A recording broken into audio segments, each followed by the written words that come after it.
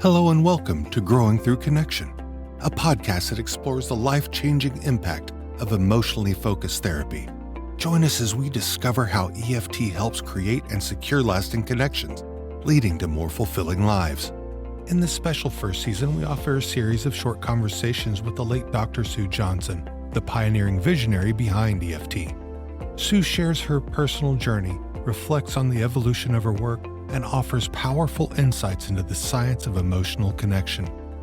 So settle in and enjoy this unique opportunity to get to know Sue while discovering how EFT can deepen your relationships and enrich your life in ways you'd never imagined.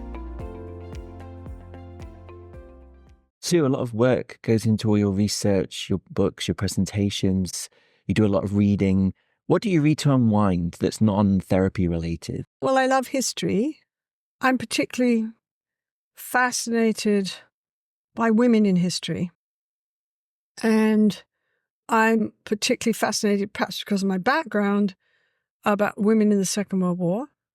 So I'm a complete sucker for any novel that's about the women that were parachuted into France, for example, to become spies and wireless operators. And most of those were incredibly brave. At least a quarter of them were killed. At one point, the life expectancy of a female operator from England who was dropped into France was 6 weeks. Some of those women became leaders of the resistance. Some of those women, there was one woman, I can't remember her name, who ended up leading 3,000 resistance fighters and taking on regular German troops. Those women were incredibly brave. Of course, as soon as the war ended, they were non-combatants, don't you know? They gave one of those women a civilian prize, and she sent it back and said, I was never civil in the war in my life. In fact, I shot people, but you don't want to know that. So I'm fascinated by women in history, women in the Second World War. There's an author called Kate Quinn, who writes books like The Rose Code about the women at Bletchley who figured out all the codes that the German submarines were using. Ordinary women, typists, hairdressers, ended up there and they learned how to do these codes. She wrote a book called The Huntress, which has a woman in it who was one of the bomber pilots. Stalin created 3 battalions of women bomber pilots. Of course, after the war, he forgot he did that. He didn't actually do that, But these women, young RAF pilots, in the middle of the Battle of Britain, were allowed to fly 25 sorties before they had a break. These women used to fly 80 sorties a night in tiny little canvas planes with bombs attached under their wings. The Germans used to call them the night witches. So there's women in that book called The Huntress, and her latest one is called Diamond Eye. And she bases it on history, but then she makes it fiction. So I like that stuff. And I like one of my favorite biographies is The Last Lion, about Winston Churchill, who I think is one of the most fascinating characters in history. And, if you read the beginning of his life, he had, from an attachment theorist point of view, I don't know how he survived. He was sent to English boarding school. He had a totally distant, indifferent mother who was the king's mistress at one point, I think, and was just interested in the clothes she was going to wear. And his father was hostile and rigid, and I don't know how he survived, this young man, but he did. He went off to the Boer War. He always took incredible risks. He jumped from trains. He got captured. He was a character. And I just always found him inspiring. And I think he saved Western civilization because there was no logical reason. As Hitler said, there was no logical reason for him not to surrender. For a number of years in the war, England was starving. If Hitler had the courage to just walk across the channel, he would have taken over Europe. But he didn't. And the reason he didn't was Churchill. And Churchill tied into the thing we were talking about, the English working class. You put me up against the wall, I'll fight you. Whether I lose or win, doesn't matter. I'll fight you. And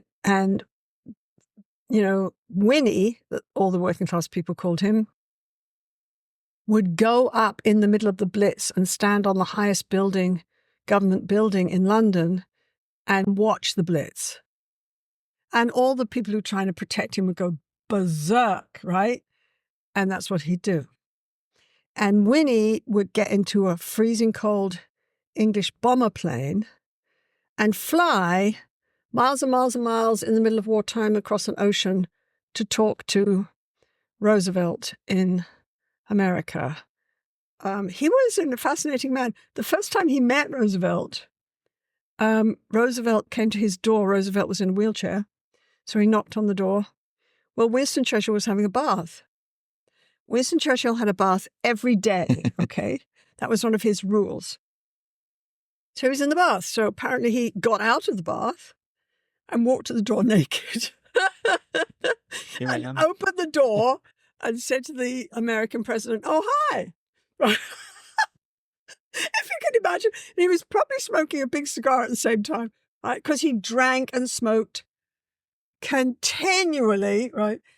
And I can't imagine, Roosevelt must have thought the English are very, very, very eccentric. He was a strange mixture. He was an artist. He loved building walls. He was a bricklayer. He was probably a terrible father, from what I can gather. He adored his wife. And the book is called The Last Lion. It's by a man called Manchester, I think. And it's wonderful. So that's a great book. And I keep saying I'm going to go back and read the three of them again.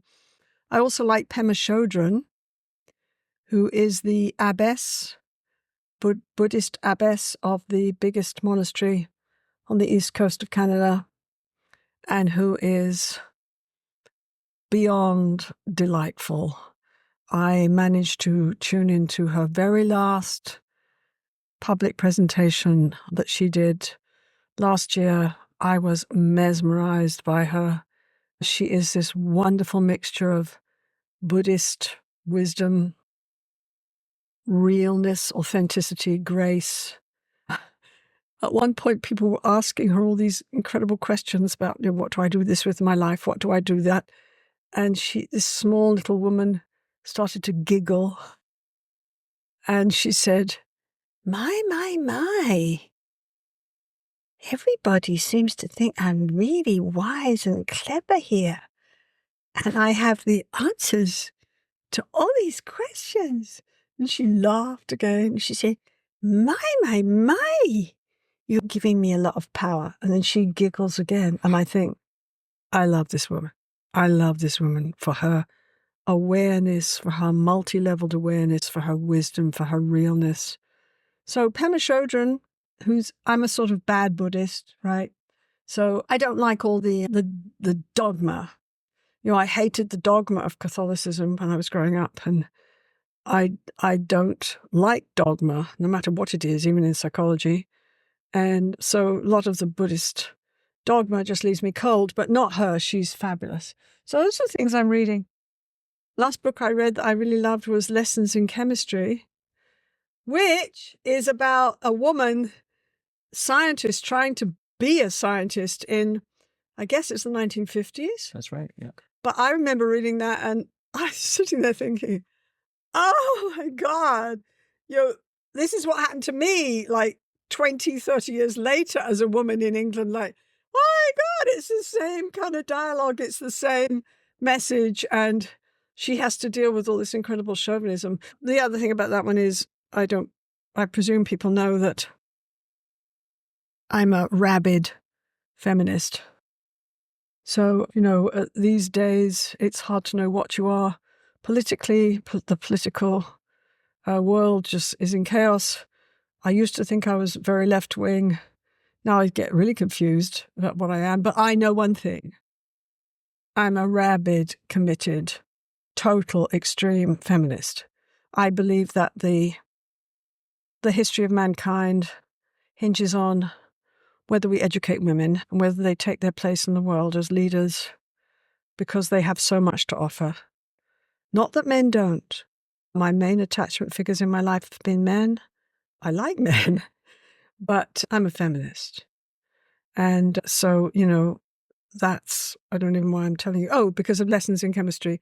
And this is the story of a woman trying to buck the chauvinism, which I experienced in England again and again and again. It's one of the reasons I came to Canada. I remember ending up in Vancouver and thinking, there's something different here. It's very beautiful. People have enough to eat. I can't see a slum. And men talk to you with respect. Oh! And I remember walking on the street going, oh, I like that. Oh, that's all right. That's jolly good. So, so those are the books that I read, and I adore history, but particularly history where women buck the usual roles and they end up being warriors and standing up for the values that women have that have usually been poo-pooed in a chauvinistic society, like emotion, emotion-focused therapy. Even in graduate school, I remember this man standing up and saying, emotion is basically for children, and if you're an adult, you control it, and it's unreliable, and it takes us over, and we don't understand it, and mental health is about being mental. And me, I learned anything about keeping my mouth shut from my school. And me standing in the back, I'm saying, excuse me, but I don't believe that for a minute. My fellow students would look at me like, shut up. Like you're going to cause trouble again. But I just couldn't listen. I remember saying, I don't believe that for a minute. I grew up in an English pub where I watched all these emotional dramas unfolding. Emotion's the thing that defines everything. Defines the dance that people do with themselves and with other people. And emotion is not the enemy. In fact, it tells you what matters. And then I looked at everybody else's faces. I looked at these visiting professors' faces and I thought, okay, shut up now. So I said something about the weather and shut up. But that was typical me. In graduate school, I was on fire. I was a crazy graduate student. It was like I'd longed for this meal all my life just to study people. And I was given it. It was like I took twice the number of courses that I needed for my doctorate. I did the most ridiculous research project for my doctorate. Okay, when I look at it now, it's ridiculous. If a student had said to me, I'm going to do this, I would have said, no, it'll drive you crazy. You'll go mental. You can't do it. I did it. I did it in 7 months. I was on fire and I couldn't keep my mouth shut. I just had to say, no, I don't see reality that way. I presume that's because when I was growing up, I had a father who allowed me to do that. Thank you for joining us on Growing Through Connection. As we conclude, remember that connection is at the heart of human experience. Keep exploring, keep connecting, and we'll see you next time on Growing Through Connection. This podcast is a production of Sue Johnson. Learn more about EFT at drsuejohnson.com and at the International Center for Excellence in Emotionally Focused Therapy site at iceft.com. To find a qualified emotionally focused therapist in your area, visit iceft.com and click on our Find an EFT Therapist directory. If you enjoyed this podcast, please leave us a 5-star rating and be sure to tell your friends. Until next time, stay connected.